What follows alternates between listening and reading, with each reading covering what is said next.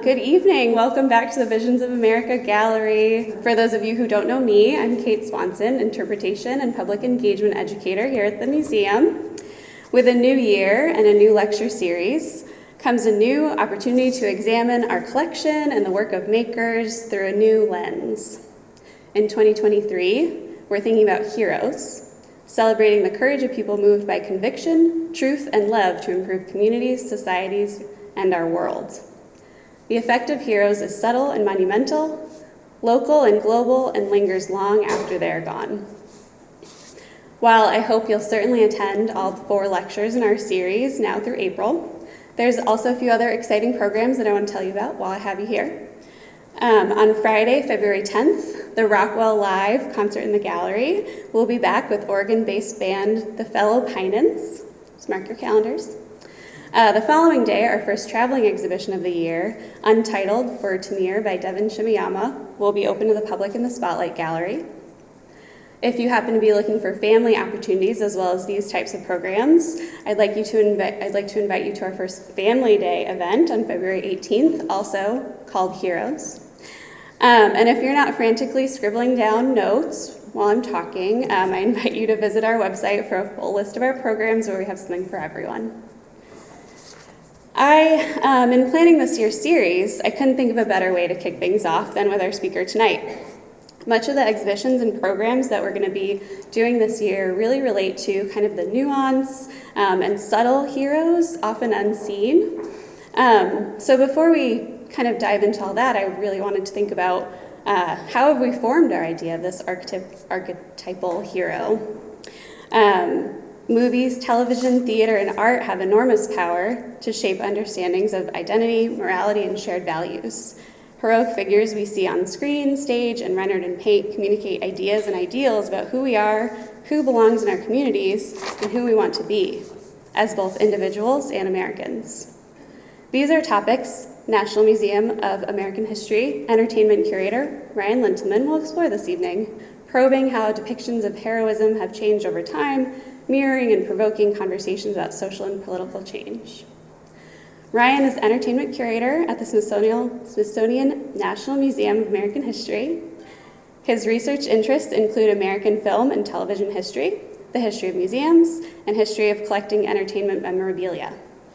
Ryan has curated exhibitions on children's television, Jim Henson and the Muppets, The Wizard of Oz, and is one of the curators of the landmark exhibition Entertainment Nation, exploring the history of American music, sports, television, theater, and film. He's currently writing a book called Laughing Matters: How Comedy Shaped American History.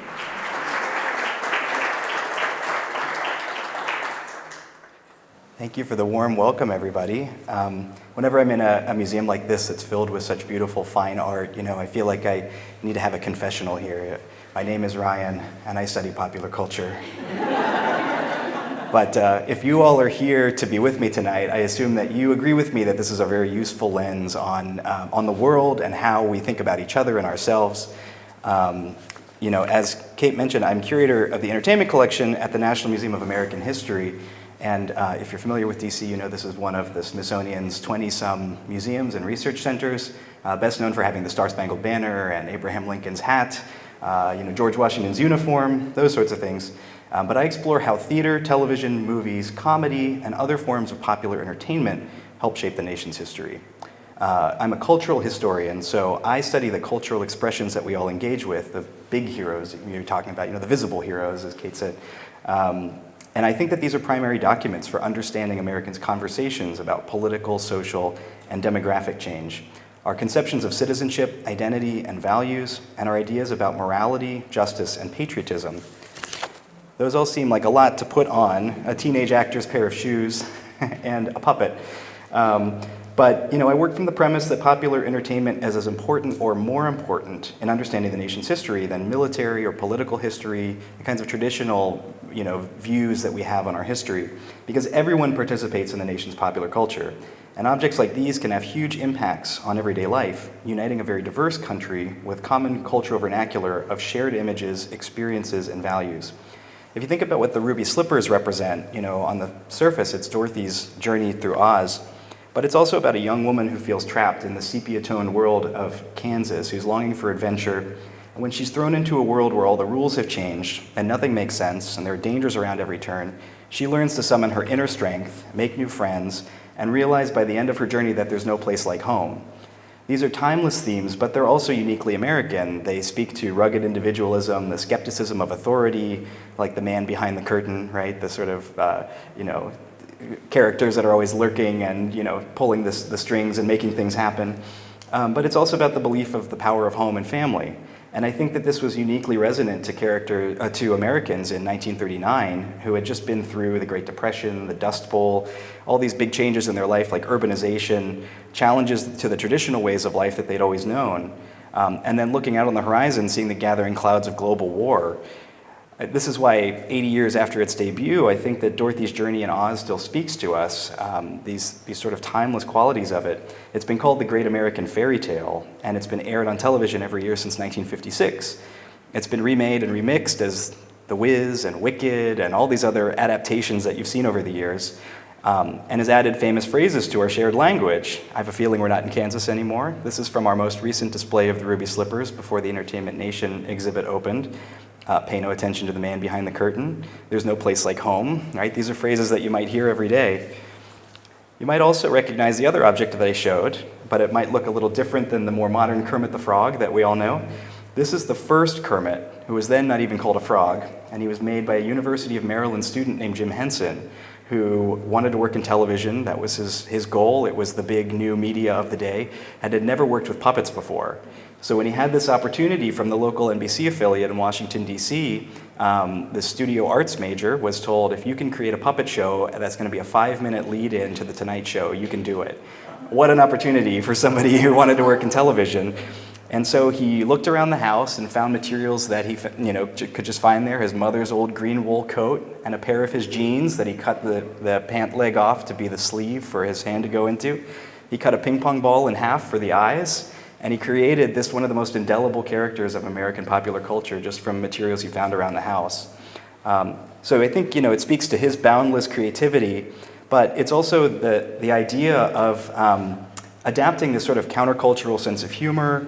Sam and Friends, which was the first Muppet production, had a subversive, really hip aesthetic to it that made Henson a local celebrity, and he worked his way up into the advertising world, children's television, and then finally to the Muppet Show and the movies that brought him his greatest success.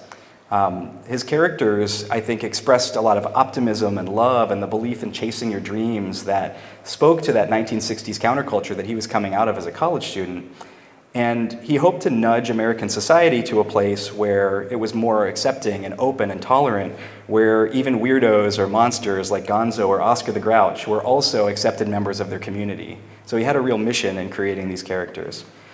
These are just two ways that my colleagues and I, interpret our collections, putting these props and costumes and other parts of the entertainment memorabilia from all of our lives into their historical context. We explore the impact of popular film, television, theater, and comedy.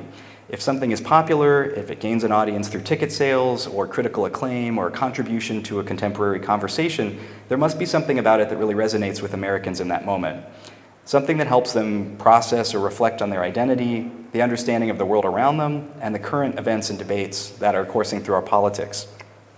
Sometimes an entertainment property's historical significance is fairly explicit and intentional. I hear some people laughing. They might recognize what these objects are here. All in the Family, the furniture from the show's living room set is on display at the museum, as you see here. Norman Lear, the series creator, was a progressive, and he wrote the bigoted reactionary Archie Bunker character as a caricature of the sort of conservative, blue-collar American men that he thought were holding back progress on civil rights and democracy and global peace. In Archie's arguments with his moderate and empathetic wife, Edith, his liberal daughter, Gloria, and his son-in-law, Mike, who he called Meathead, All in the Family presented a staged depiction of the generation gap that was rending American society at that time. And the show is a situation comedy, but it explored controversial political topics like racism, abortion, the sexual revolution, the Vietnam War, women's rights, homosexuality, anti-Semitism. It's a lot for an evening program to take on. And some of you are nodding your heads. You saw the show. You remember this, right? And the series was so controversial at the time that the first season, every episode was preceded with a trigger warning that said, the program you're about to see is called All in the Family. It seeks to throw a humorous spotlight on frailties, prejudices, and concerns. By making them a source of laughter, we hope to show in mature fashion just how absurd they are. So people were being prepared already in watching this, that you might have to take your guard down a little bit when you're watching this show, maybe send the kids out of the room even. Carol O'Connor, who portrayed Archie, was shocked to learn that when Archie became a hero, critics and viewers praised him as a, quote, lovable bigot, right? And he stressed in interviews that the series was satire. You weren't supposed to love Archie. Archie was poisoned by prejudice, is what he said. He was an angry, unhappy person who hurt the people around him. But many viewers saw themselves or their loved ones in the character and thought that this show was giving voice to people that had been termed by pundits at that time the silent majority, the people who elected Richard Nixon, that suddenly there was somebody who was representing their values, even if he was, by the end of each episode, he was taught the right way to think. So each of these objects, whether they be Dorothy's ruby slippers or Jim Henson's original Kermit puppet, Archie Bunker's chair, they represent the story of a popular culture hero. And through their popularity and impact, they've influenced fans' identities, their understanding of the world, the conversations about social and political change. These are just a few examples of that impact and how they played out. There are Halloween costumes based on these characters. There are buttons for fake presidential campaigns or internet memes. I don't know if you're all familiar with this one with Kermit where he's sipping his tea and basically says, "It's not my problem, I'm just here sipping my tea." So my colleagues and I have recently opened a new permanent exhibition at the museum. It's called Entertainment Nation. This is the entranceway to it. It explores what I've been talking about here, how music, sports, television, theater, movies have all shaped the nation's history. The objects that I've shown you are all on display in this gallery. I hope you'll come to visit whenever you can. It's open for 20 years, so you have some time. But there are hundreds of other treasures of American popular culture in this exhibit. And one of the threads that runs through the exhibit is who are our heroes? As we're talking about, that's one of the big questions that you'll see playing out in all of these different forms of entertainment.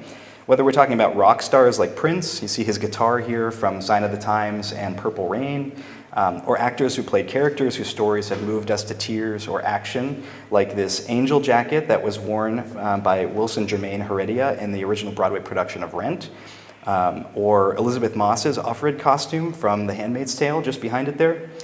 Popular culture heroes both reflect and provoke conversations about contemporary issues.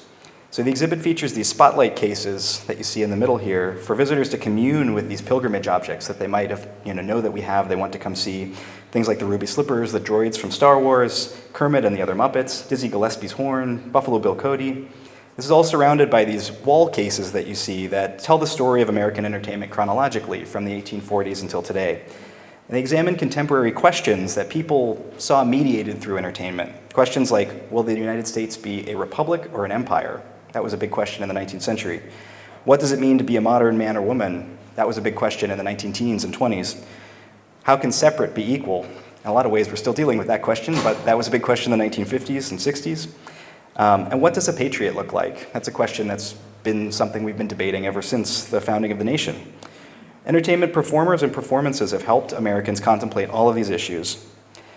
The exhibit feature where we most directly explore the idea of the heroes we create is here. This is at the end of the gallery, and a large multimedia presentation on Hollywood movies that is the end of the red carpet terrazzo flooring that runs through. The red carpet kind of swoops up and becomes undulating overhead with this upturned flourish. It's formed by flexible LED components that together create a large screen for this media piece exploring Hollywood movies. In order to tighten the focus on the ways that major feature fiction films have influenced the nation's history, we pose 3 questions in this media piece and then answer them with montages of clips from notable films. So the questions are, what is love, what makes a family, and what makes a hero? We decided that those are what a lot of movies are about, love, heroes, and family. And we decided that in this busy and cacophonous space of the exhibit, the best way to examine how Hollywood films have answered these questions over time was a montage of clips that demonstrate the changing representations of love, family, and heroism over the course of the history of American cinema. So there's no narration, no talking heads, or no additional historical context of film clips from that time. Instead, we hope the visitors have an emotional connection to these films that you might be familiar with, or maybe it was a less popular film that you might have heard of. And as with the rest of the exhibition, we took great pains to craft an exceptionally inclusive, diverse, and broadly representative selection of clips in terms of race and ethnicity, gender and sexuality, genres of film, eras of time, from the beginnings of the film industry through today. I thought this would be a good introduction into a deeper dive into the changing definition and depictions of heroes in popular culture. And we're going to be all over the place with this, but let's rewind to the earliest days before film and television to discuss the first American hero, George Washington. Colonial Americans had earlier had, heroes like Jesus Christ or Christopher Columbus or Oliver Cromwell or the King.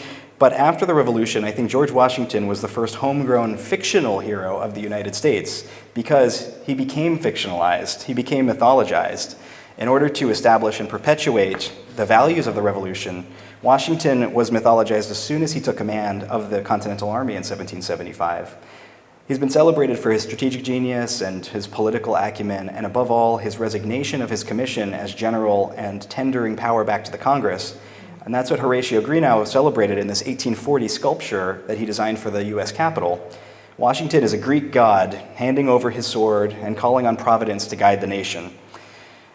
Congress and citizens of the United States both hated this statue and rejected it being placed in the Capitol. It was placed outside the grounds in the elements to deteriorate until Congress decided that the Smithsonian should take it in 1908. It's been on the second floor of the American History Museum since its opening in 1964, and today we call it Big Naked George. So if anybody says that when you come to the museum, you'll know we're the wayfinding. But Washington has continued to be celebrated and mythologized all throughout the nation's history, and he had to represent all of the virtues of the new nation, from devout Christian faith to selflessness and flawless morality. Parson Mason Locke Weems's 1800 biography, The Life of Washington, gave birth to many legends, came out just the year after he was born.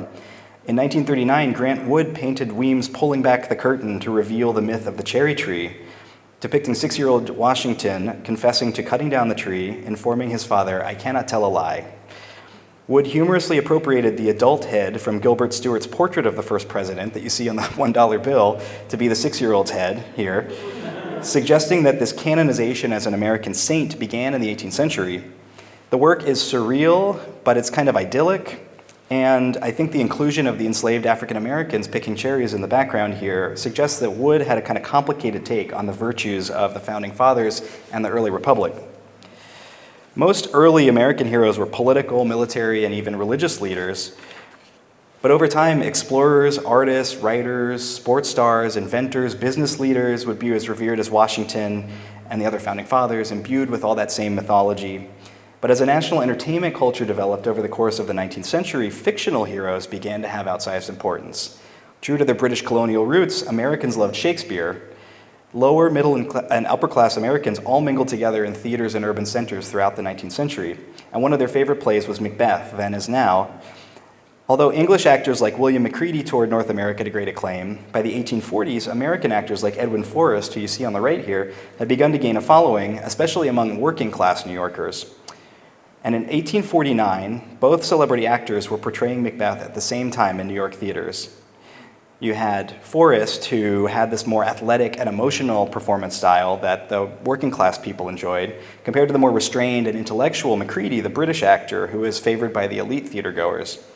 So the rivalry between these two actors was drummed up by the press and magnified by populist political organizations as a class dispute between these two actors. And it spilled out into violence when 10,000 supporters of Forrest surrounded the Astor Place Theater on May 10, 1849, pelting Macready and the other actors with rotten fruit while booing and shouting, "Down with the codfish aristocracy," which was apparently quite the insult in 1840s America. New York City police and militia were called out and deployed, began clashing with the gathered crowd. They were attacking the theater, and the militia opened fire. As many as 31 rioters were killed, 48 others were injured, and 70 policemen and militiamen were injured as well. The riot resulted in the largest number of civilian casualties due to military action in the United States since the Revolutionary War. It's a fascinating example of how early in the nation's history people were so invested in their popular culture heroes. It was a time of demographic and social changes with rising immigration and income inequality and industrialization disordering and transforming American life.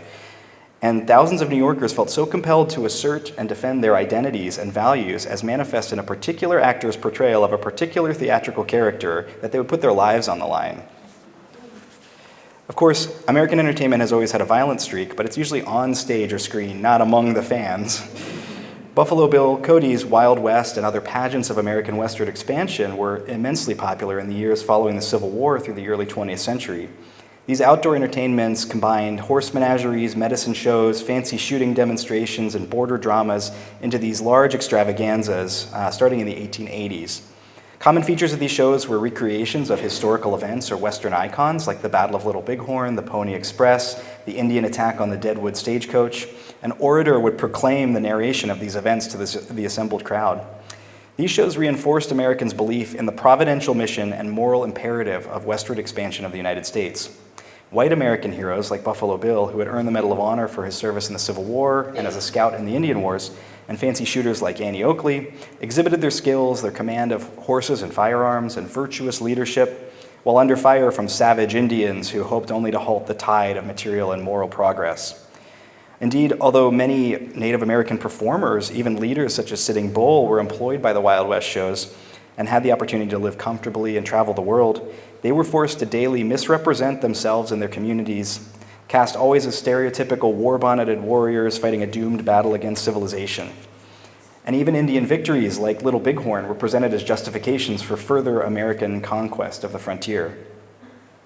These shows were one element of the cultural fascination with the American West in the 19th and 20th centuries, from literature, theater, and film and art.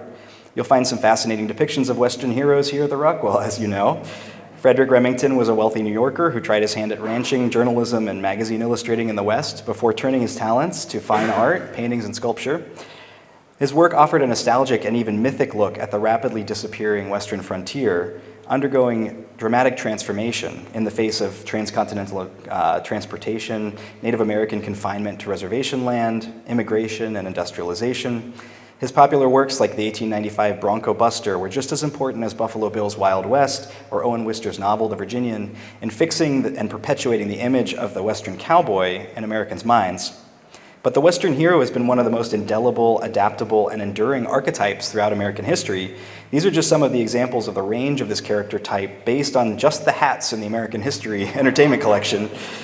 You've got cowboys, frontiersmen, lawmen. These heroes are almost universally morally upstanding, incorruptible, honorable defenders of the weak against the strong. They seek justice and taming the Wild West for the inevitable march of progress. The original coonskin cap you see here was donated by Fess Parker, who was asked by a reporter at the donation event at the museum whether this hat was the one he wore portraying Davy Crockett or Daniel Boone in the 1950s. It's 50-50, he said. The two caps are identical, and so was the acting. But, the Wild West, as it was represented as early on in American literature and entertainment, was the Wild West of the borderlands of the original European settlement. So you have Kentucky, Tennessee, even Western New York as represented as the Wild West in those times. And Gunsmoke, as you may know, was one of the longest-running Western programs of all time, centered on Marshal Matt Dillon's work to enforce the law in Dodge City, Kansas. Another line, that popular culture has given us, get out of Dodge, right? As a radio drama, this show ran from 1952 to 1961, and the television adaptation aired from 1955 to 1975 for a total of 635 episodes. Just a remarkable run. At the end of it, the Los Angeles Times columnist Cecil Smith wrote, "Gunsmoke was the dramatization of the American epic legend of the West, our own Iliad and Odyssey." Another hat that we will soon be adding to the collection, I'm knocking on wood here, is the hat worn by Gary Cooper in the 1952 Western High Noon here. So we haven't quite collected it yet, but we're almost there. This is a really interesting film. If you haven't seen it, I highly recommend High Noon. Screenwriter Carl Foreman's experience with the House Un-American Activities Committee and Hollywood Blacklist inspired him to write this Western allegory. The classic film tells the story of Marshal Will Kane, recently married and set to leave town with his new Quaker wife, played by Grace Kelly, when he learns that a gunslinger he'd helped to put into prison is returning on the noon train to seek revenge. Kane must decide if he will stay and fight for the town or leave to start a new life with his wife, who abhors violence. So he decides to stay and take a stand, but none of the townspeople who he's served will stand with him. Their cowardice and failure to recognize the true threat suggested that 1950s America was similarly unready to face the true moral challenges of the age. I hope I'm not spoiling that for anybody who hasn't seen High Noon. You've had a lot of time.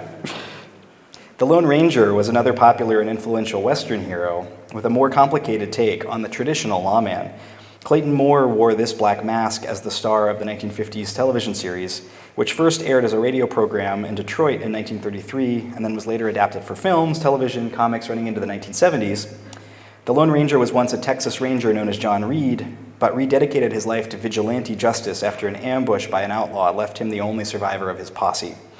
American Indian Tonto, said to be either Comanche or Potawatomi, discovered that the wounded Reed and nursed him back to health and decided to join him in his mission. The silver bullet, which is also in our collection here, is a symbol of his moral code. The Lone Ranger attempts to avoid violence, shooting only to disarm, not to kill, and using precious silver bullets as a reminder of the value of human life. Though Native Americans have been mythologized as heroic, noble savages since the early days of European colonization in literature and other forms of popular culture, it's been much rarer to see popular representations of heroism by and for people of indigenous descent. So I really love these two pieces that are on view here at the Rockwell. These are two examples of work by artists of Native ancestry who have used the symbols and forms of American achievement and heroism in popular culture to celebrate American Indian greatness. Jason Garcia, whose Santa Clara Pueblo Tewa name is Okupin, created this ceramic comic book to celebrate a hero of the 1680 Pueblo Revolt, when his ancestors successfully fought and expelled Spanish colonists from their land. There are few contemporary records of this revolt that have survived, so in this series, Garcia used familiar comic book iconography and style to tell the story for modern generations. On the right here, you see Diego Romero's work. He's a sculptor of Cochiti Pueblo descent who combines his community's worldview and ceramics culture with his love of comic books, superheroes, mythology, and American popular culture. And this whimsical trophy-like piece celebrates the Sac and Fox Nation hero Jim Thorpe, who was a versatile and legendary athlete who became the first Native American to win a gold medal for the United States at the Olympics. Throughout American history, popular culture heroes have been overwhelmingly white and male, and the values that they represent have often been tied to white supremacy, patriarchy, and capitalist exploitation. The rare examples of well-known and beloved black heroes, for instance, before the 1960s, include the title character of Harry Beecher Stowe's enormously popular Uncle Tom's Cabin, which was adapted for the stage many times over, and increasingly elaborate productions that strayed far from the book's ideological roots as an anti-slavery statement. In the original sentimental novel, Tom is a Christ-like figure who is ultimately martyred, beaten to death by a cruel master, Simon Legree, because he refuses to betray the whereabouts of two women who had escaped from slavery. In the stage shows, while juicing up the excitement of the story with pyrotechnics, horse chases, and musical numbers, producers of the Tom shows stripped the story down in favor of spectacle, figuring audiences, even those who were familiar with this most popular book of this century, would be turned off by the original ending. So they turned Uncle Tom into an older, servile, faithful slave who enjoyed music and dancing, turning the plot into a minstrel show, essentially, and subverting a heroic character into a demeaning stereotype. Gone is his agency and active heroism. Instead, he's a childlike, happy slave who prefers his servitude. Meanwhile, one of the most celebrated and influential early American films, D.W. Griffith's 1915 Birth of a Nation, reinterpreted and twisted the history of the Civil War and Reconstruction periods, casting groundbreaking black legislators and Civil War heroes as rapacious and unintelligent villains who prevented national reunion and reconciliation while holding down the South. So this is a powerful representation of the emerging lost cause mythology. In the film's horrifying and unforgettable climax, a mixed-race politician is prevented from raping a white woman by the triumphant appearance of the Ku Klux Klan, while Wagner's Ride of the Valkyries announces the cavalry has arrived to save the day. This racist and ahistorical film was not only the most successful film until Gone with the Wind, but it was also purportedly celebrated by President Woodrow Wilson as writing history with lightning. And it led to the establishment of the Second Ku Klux Klan. In the early 20th century, broadcast technology helped to create and sustain American heroes at a speed and geographic reach that had never before been seen. In the 1920s, the radio and film industries helped create a new popular culture, uniting the United States with common speech, dress, behavior, and heroes. Radio heroes like Little Orphan Annie became the first multimedia franchises with comic books, strips, films, and tons of merchandise. Like many other rags to riches tales in American literature and film, Annie suggested that spirited determination and charm could overcome the obstacles of one's birth. Anything was possible in America. Capitalism was meritocratic and democratic, and even profiteers like Daddy Warbucks believed the social gospel that wealth and power were not only rightfully earned, but providential. Meanwhile, Hollywood released nearly 700 movies every year, dominating worldwide film production. The popularity of these movies soared as films featured glamour, sophistication, and sex appeal. New genres debuted, including swashbuckling adventures, sophisticated sex comedies, and tales of flaming youth and their new sexual freedom. While many genres of film drew on older hero archetypes like the Western hero or the military hero, new types of movie stars started to appear, like the mysterious sex goddess personified by Greta Garbo, the passionate, hot-blooded lover epitomized by Rudolph Valentino, or the plucky animated hero like Walt Disney's Mickey Mouse. Like Mickey, silent comedians like Buster Keaton and Harold Lloyd spoke to contemporary concerns about urban, modern life with its dislocations and transformations. Even more than Charlie Chaplin, who owed a great deal of debt to the European clown and mime traditions, Keaton and Lloyd thrilled and delighted audiences with their humorous and athletic wrestling with the realities of modern life, sometimes literally. Tall buildings, speeding streetcars, self-assured, urbane women, and authoritarian bullies, Mickey Mouse, Harold, and Buster became everyman heroes by battling them all. But filmmakers pushed the boundaries of tradition and censorship with new heroes and anti-heroes. Chief among these were gangsters and monsters who served as indictments of the failures and decay of capitalism in American society, as well as the fear that traditional values would not survive the economic crisis. These new crime films were different than the morality tales of the silent era's crime genre. Their ethnic characters pulled themselves up by their bootstraps, enacting a criminal version of the American dream. The 1931 gangster film, The Public Enemy, told the story of Tom Powers, with Jimmy Cagney portraying an Irish-American mobster who hates authority and flouts prohibition to become wealthy and powerful. Following the conventions of the era, Powers dies at the end. He had to die. That was in the production code. If you're a criminal, you have to die in the end. But the fact that he was killed by rival gangsters instead of the police symbolized the deterioration of law enforcement and the government. Warner Brothers understood how controversial this ending was and included the following message at the end. The end of Tom Powers is the end of every hoodlum. The public enemy is not a man, it is not a character, it is a problem we must all face. Monster films like Universal's Frankenstein, Dracula, The Wolfman, and The Mummy created a new type of hero as well. Frankenstein in particular was a tragic figure, created but unloved, hounded by a society that doesn't understand him. And many Americans who felt that they didn't belong or saw that their stories and the stories of their communities weren't being told saw themselves in these monster and anti-hero characters, then as today. The World Wars created a new archetype of reluctant heroes. You see these in everybody from Humphrey Bogart's Rick Blaine in Casablanca to Indiana Jones. These everyday heroes are democratic, they're not seeking trouble, but they feel morally called to right wrongs. Compared to the villains they face, who are often intellectual, powerful, established, and cosmopolitan, the reluctant heroes are often young, innocent, disempowered, or untrained. They have potential for great achievement, but they're mostly reactive to the machinations of the villain who pulls them into the drama. This type of hero is not always a flag-waving patriot, but represents how Americans like to think of the nation on the world stage. As Japanese Fleet Admiral Isukuro Yamamoto said after Pearl Harbor, "I fear that all we have done is to awaken a sleeping giant and fill him with a terrible resolve." Or more humorously, as Winston Churchill once said, "You can always count on Americans to do the right thing after they've tried everything else." But we like to think of ourselves as similar to the Western heroes or these reluctant heroes or the heroes of the revolution. We're not seeking trouble, but we're always ready to stand up and avenge injustice, protect the weak, and fight corrupt or capricious authority. So many heroes in American popular culture are variations on these themes, from the Star Wars rebels fighting against an evil empire, to the Ghostbusters seeking to save New York from an onslaught of malevolent spirits. Like many of the blockbuster films of the Reagan era, the evil and arbitrary authoritarians are among us. In Ghostbusters, the EPA is the villain that tries to keep the heroes from saving the world. And you might also remember that in Jaws, it's not the shark, but the mayor of Amity Island who's responsible for keeping the beach open and allowing the attacks to continue. So many of the blockbuster films also simply adapted Western heroes and tropes to different times and places. So you may remember a famous line from the action movie Die Hard. The German villain Hans Gruber asks Bruce Willis as John McClane, "Who are you? Just another American who saw too many movies as a child, another orphan of a bankrupt culture who thinks he's John Wayne, Rambo, Marshall Dillon. Do you really think you have a chance against us, Mr. Cowboy?"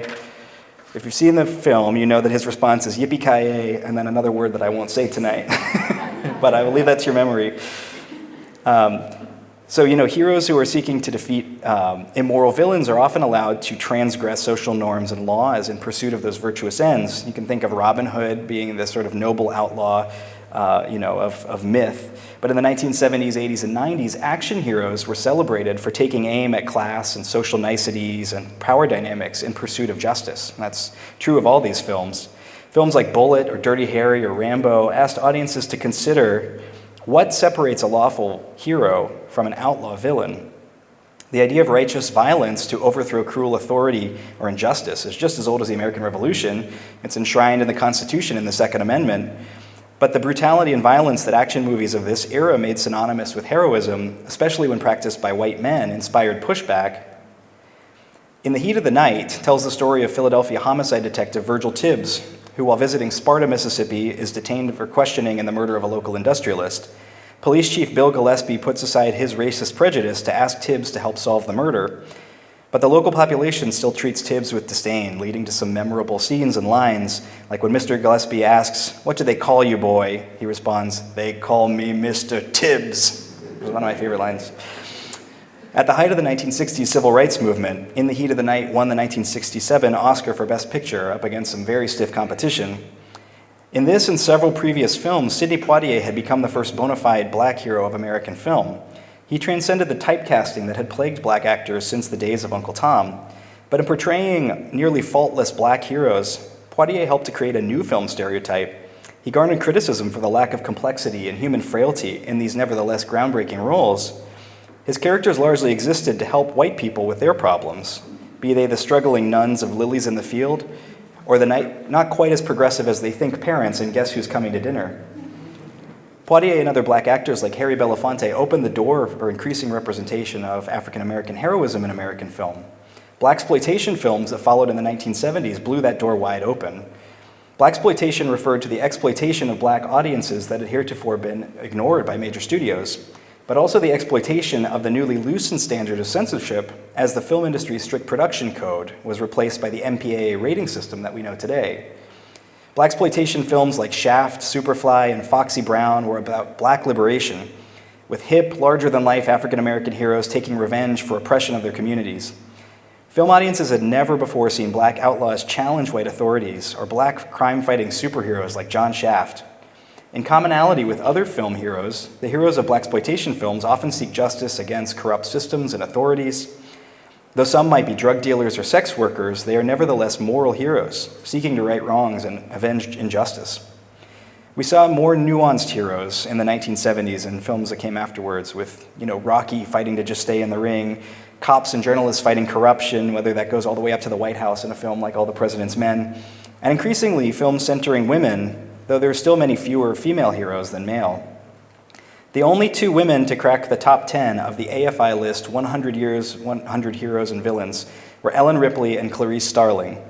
Union organizer Norma Ray Webster was ranked 15, and there are 7 female characters in the top 50 if you include Lassie. But women have rarely been cast as Western or action heroes. They're more likely heroes of films about relationships, as in the 1940s women's pictures that were made popular by Betty Davis and Joan Crawford, or environmental activism, as in 1983's Silkwood or 2000's Erin Brockovich. Sigourney Weaver's Ripley is a rare exception. In the Alien series, she is a bona fide action hero, and many critics have interpreted her character in a film that speaks to motherhood in complex ways as a statement on expectations of women in the 1980s to, quote, have it all, working while also serving in traditional roles as wives and mothers. So you can see here, she's working and she's serving as a mother. Some women have also made it to the screen in recent years as superheroes, a category of American heroism that dates back to the 1930s comics that introduced Superman and Batman. These characters drew on mythological and folk heroes to represent wish fulfillment, like the Jewish folk hero the Golem, made from clay and brought to life to protect the Jewish community in times of need. Superheroes often embody the shared values of the nation, such as Superman, who is said to stand for truth, justice, and the American way. Never mind that he was an undocumented immigrant landing in Kansas from the planet Krypton without a passport. In this 2018 exhibit at the museum, we displayed many of the superhero objects from the entertainment collection.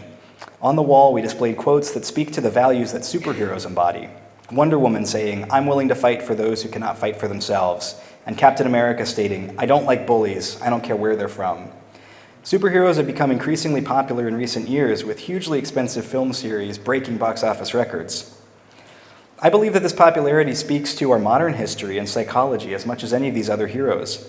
Facing insurmountable threats like global terrorism, if you think of the destruction of major cities in many of these films as a reminder of September 11th, or the pandemic where governments, businesses, and all other authorities are overwhelmed by the scale of the threat, we all seek a hero who can swoop in and save the day.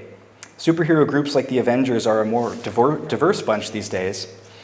As people have come to understand, filmmakers and audiences, that seeing yourself or heroes like you on the screen is important to self-perception and self-worth, as well as creating a more inclusive and multicultural society. With that, I want to end up, and I'd love to take some questions about heroism and our work at the museum and how we interpret popular culture.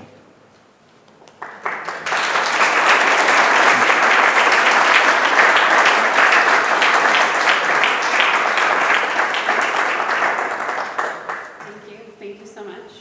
I'm going to come around with this microphone. I'm going to ask that you speak your questions into it to make sure that all of us are able to hear. And Ryan's going to also repeat them back because you might have noticed that we're recording this evening so that all the folks who watch later get the whole context.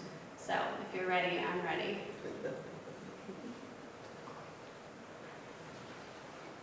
Yeah, I'm just surprised that you haven't included news, and because of how much now is news has become entertainment and extremely divisive about what heroes are. Do you plan to include that eventually, or? It's a great question. The question was about news and the way that news helps to create heroes and our perception of heroes and whether we're going to include that.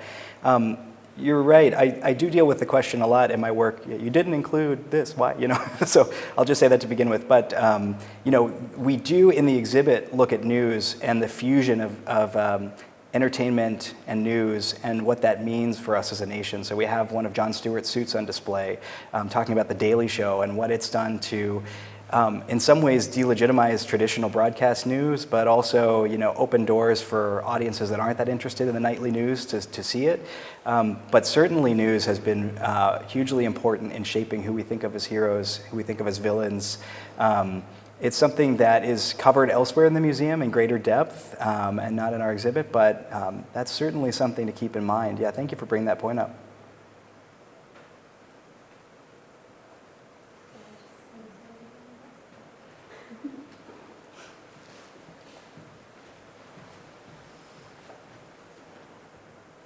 I'm just curious, when maybe this is a museum-y question, but when you have an exhibit that's up for 20 years, how do you, and the topic is pop culture, which changes every day, just how do you account for ongoing changes and keeping it relevant, especially when so many of our heroes, disappoint us every day on Twitter, and what comes up in the news cycle about something that happened, 50 years ago, and just how the museum plans for those changes.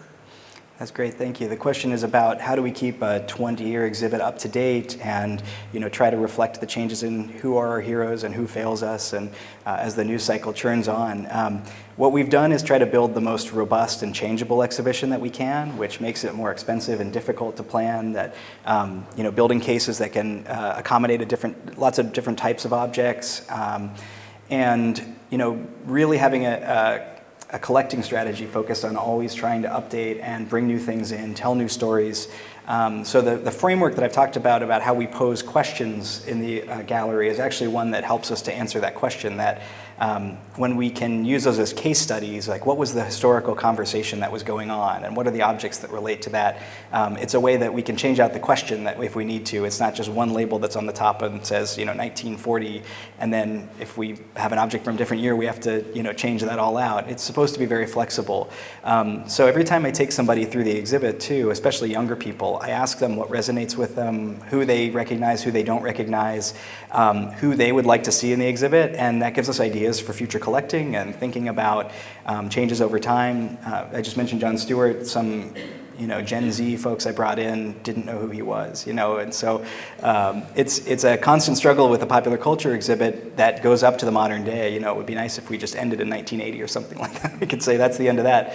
But obviously, those of us who watch the news know that every day there's some new villain or hero of the news cycle, that there's some, especially with entertainment in the past few years, Colin Kaepernick and Dave Chappelle, and entertainers are really important. It's almost the best justification of the work that I do, that we all see this playing out every day, that entertainment really shapes our understanding of the world. So that's something that we've kept in mind from the beginning, that we want it to be really flexible and changeable, and to keep an eye on things. The media is going to be the most difficult thing, because we're going to have to keep building in clips from really remarkable new films that address some of these issues too.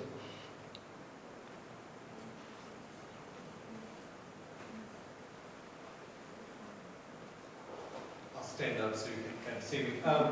So as you kind of go through the history of heroes, are there any types of heroes that are kind of emerging or declining that you're particularly interested in, or excited or disappointed about? Just kind of where we are right now, what kind of do you see development of the hero? That's a great question. The question was, in surveying heroes over time, are there any emerging heroes or heroes that are declining from public view and things like that? I think that one of the really interesting things in recent years has been a lot of films focused on people's struggles with mental health and neurodivergence and, types of struggles that have not been portrayed on screen before. I'm thinking of films like Precious that feature stories that were not deemed worthy of making a film about. And in some cases, I think this explosion of streaming content has opened the doors to new creators and voices to walk in. I think also, just the ambitions of the industry to bring in more people of color and marginalized communities into the creative process is opening those doors. So that's something that we're paying a lot of attention to as the heroes, the canon of heroes in American culture gets increasingly diverse in all kinds of ways. So you'll see some of that in the latest stages of the exhibit. I mean, even people who like Ellen DeGeneres, who, was a villain for many Americans for a long time, or, was treated in one way, has emerged as a hero. She got the Presidential Medal of Freedom, and one of the things we have on display is the suit that she wore when she went to the White House to get that medal. So I think that, it's a continuing process, but we're seeing new types of heroes like that all the time, and so that's some of the stories that we hope to build in.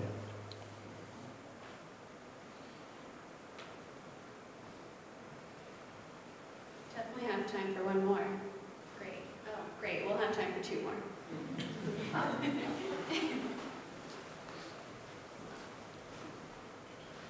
It was mentioned in the introduction that you're writing a book on humor. Is there a connection between humor and heroism? Oh, yeah.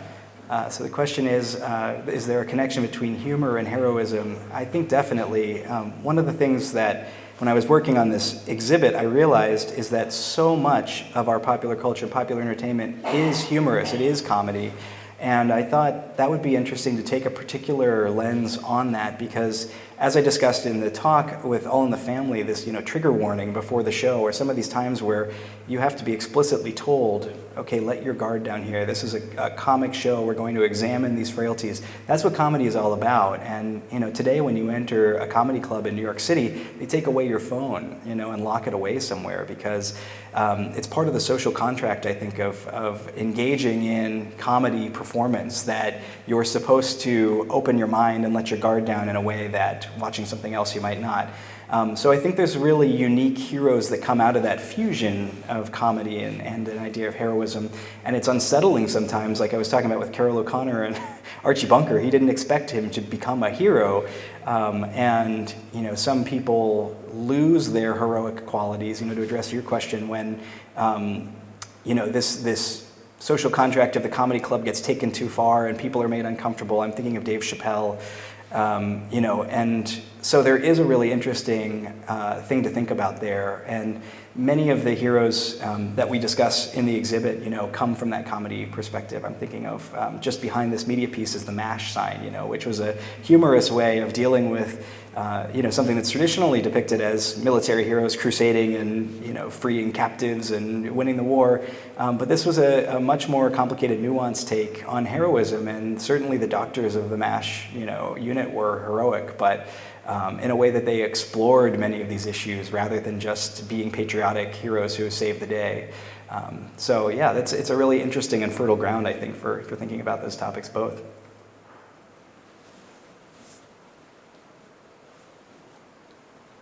Didn't I have a question over here as well?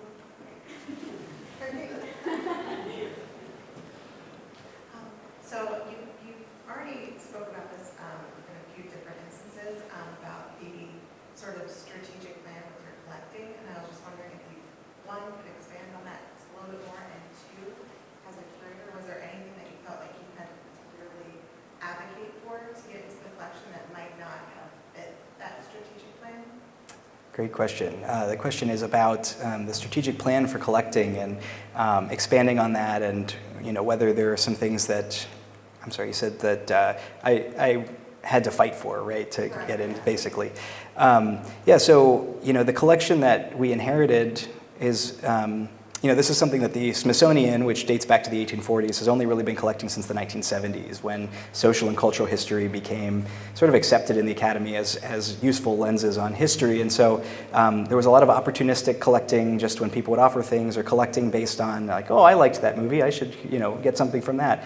And we've been trying to be much more intentional, especially with the lens and the focus that this exhibit has put on what already exists and where we're lacking. So certainly representation of the diversity of heroes and all forms of entertainment is something that we're really working on, especially in cases where the traditional criteria for collecting something about, well, that was popular, or that's a memorable performance, might not be the reason that you collect something. It may be the absence of a performer, or the absence of the career that could have been, that we collect for. So recently I acquired some objects from Anna May Wong, who was a Chinese-American actress who was the first star of her background, but whose career was cut short because of racism in Hollywood. And so it's something that curators 30 years ago would have said, well, she's no Joan Crawford, she's no Betty Davis or something. But actually I think it's an important story for us to tell. And so a lot of the exhibit is telling stories like that, about exploring what the Hollywood system allowed, or what the entertainment industry permitted. And so, yeah, I've been, I think, kind of fighting those fights, like, let's tell those kinds of stories. Let's collect these objects that don't seem meaningful maybe on the surface. I also just collected a toy playset from The Simpsons. It's a toy of Apu, who runs the Quickie Mart in the Simpsons series. And it's something that's been discussed recently about stereotypes of South Asian Americans, and whether Apu was a good character because he actually gave them a place in a very popular show, or he just lives up the stereotypes and is harmful to the community. So I collected this toy playset, which is not a proper costume from a major film, but actually speaks to the way that individual everyday Americans interact with that character. And so that's something else that we've kept in mind too, to kind of expand the way that we think about the collections for the stories that they can tell. All right, I'm going to call it there, but thank you so much, everyone, for coming out to our first in-person lecture back, and just thank you so much to Ryan. That was so invigorating, honestly. And I'm excited that you'll all be able to tell your friends who weren't able to make it that they'll be able to watch it on our YouTube in a few weeks. So thank you all so much. Thanks.